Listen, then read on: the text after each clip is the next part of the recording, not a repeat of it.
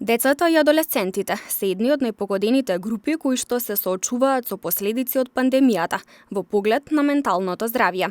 Најмладите повеќе од една година се соочуваат со големи промени во нивните животи, наставата и дружењето со нивните врсници. Психологот Светлана Ристоска вели дека онлайн наставата кај децата, покрај позитивните ефекти, има и негативни влијанија, како што се појава на анксиозност и депресија.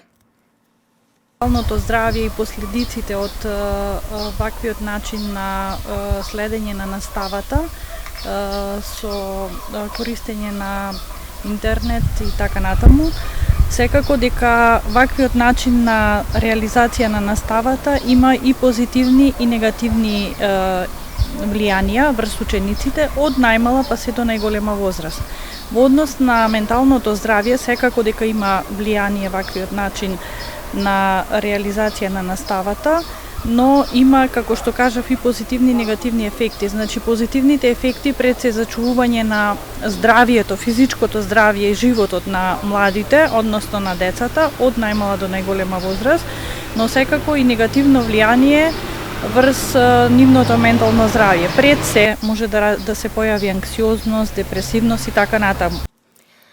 Ристоска потенцира дека последиците од пандемијата ќе се почувствуваат и после завршување на истата, а психолозите преку онлайн работилници нудат помош за проблемите со кои се соочуваат граѓаните.